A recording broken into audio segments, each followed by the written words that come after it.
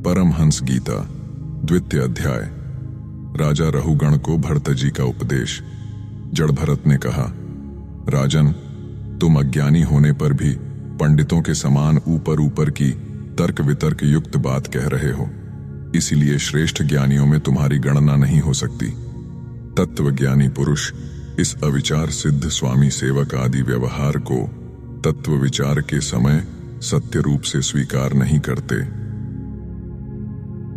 राजन, लौकिक व्यवहार के समान ही वैदिक व्यवहार भी सत्य नहीं है, क्योंकि वेद वाक्य भी अधिकतर गृहस्थ जनोचित यज्ञ विधि के विस्तार में ही व्यस्त हैं।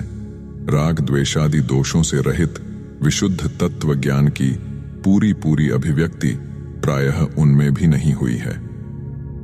जिसे गृहस्थोचित यज्ञादि कर्मों से प्राप्त होने वाला स्वर्गादि सुख स्वप्न के समान हेय नहीं जान पड़ता, उसे तत्व ज्ञान कराने में साक्षात उपनिषद वाक्य भी समर्थ नहीं है।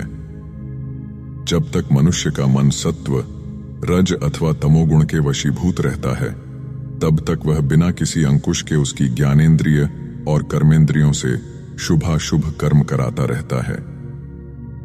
यह मन वासनामय, विषयासक्त, गुणों से प्रेरित, विकारी और भूत एवं इंद्रिय रूप 16 कलाओं में मुख्य है। यही भिन्न भिन्न नामों से देवता और मनुष्यादि रूप धारण करके शरीर रूप उपाधियों के भेद से जीव की उत्तमता और अधमता का कारण होता है। यह मायामय मन संसार चक्र में छलने वाला है। यही अपनी देह के अभिमानी जीव से मिलकर उसे कालक्रम से प्राप्त हुए सुख दुख और इनसे व्यतिरिक्त मोहरूप अवश्यम भावी फलों की अभिव्यक्ति करता है। जब तक यह मन रहता है, तभी तक जागृत और स्वप्नावस्था का व्यवहार प्रकाशित होकर जीव का दृश्य बनता है। इसलिए पंडित जन मन को ही त्रिगुणमय अधम संसार का और गुणातीत परमोत्कृष्ट मोक्ष पद का कारण बताते हैं। विषयासक्त मन जीव को संसार संकट में डाल देता है। विषयहीन होने पर वही उसे शांतिमय मोक्ष पद प्राप्त करा देता है। जिस प्रकार घी से भीगी हुई बत्ती को खाने वाले दीपक से तो धुएं वाली शिखा निकलती रहती है, और जब घी समाप्त हो जाता है तब वह अपने कारण अग्नितत्व में लीन हो जाता है। उसी प्रकार विषय और कर्मों से आसक्त हुआ मन तरह तरह की वृत्तियों का आश्रय लिए रहता है, और इनसे मुक्त होने पर वह अपने तत्व में लीन हो जाता है। वीरवर, 5 कर्मेंद्रिय, 5 ज्ञानेंद्रिय और 1 अहंकार, ये 11 मन की वृत्तियां हैं, तथा 5 प्रकार के कर्म, 5 तन्मात्र और 1 शरीर, ये 11 उनके आधारभूत विषय कहे जाते हैं।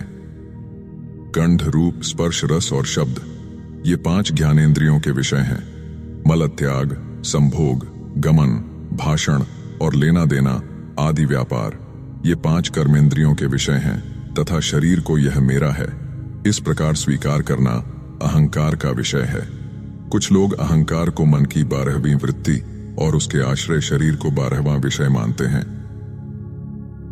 ये मन की 11 वृत्तियां द्रव्य, विषय, स्वभाव, आशय, संस्कार, कर्म और काल के द्वारा सैकड़ों, हजारों और करोड़ों भेदों में परिणत हो जाती हैं, किंतु इनकी सत्ता क्षेत्रज्ञ आत्मा की सत्ता से ही है, स्वतः या परस्पर मिलकर नहीं है। ऐसा होने पर भी मन से क्षेत्रज्ञ का कोई संबंध नहीं है। यह तो जीव की ही माया निर्मित उपाधि है। यह प्रायः संसार बंधन में डालने वाले अविशुद्ध कर्मों में ही प्रवृत्त रहता है। इसकी उपर्युक्त वृत्तियां प्रवाह रूप से नित्य ही रहती हैं। जागृत और स्वप्न के समय वे प्रकट हो जाती हैं और सुषुप्ति में छिप जाती हैं। इन दोनों ही अवस्थाओं में क्षेत्रज्ञ, जो विशुद्ध चिन्मात्र है, मन की इन वृत्तियों को साक्षी रूप से देखता रहता है।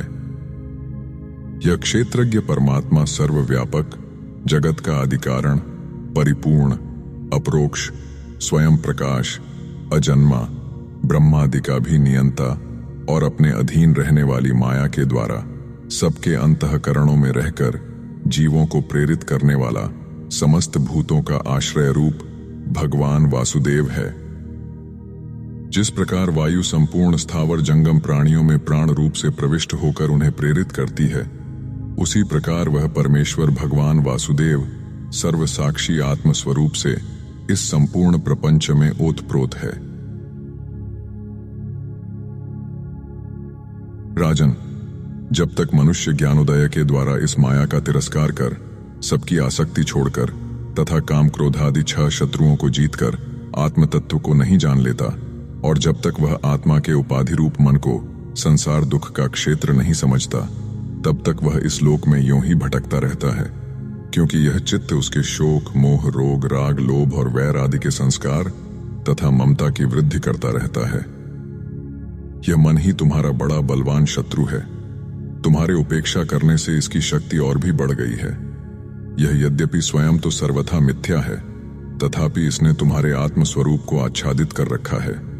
इसलिए तुम सावधान होकर श्री गुरु और हरि के चरणों की उपासना के अस्त्र से इसे मार डालो। परमहंस गीता 2य अध्याय समाप्त। ओम शांति विश्वम।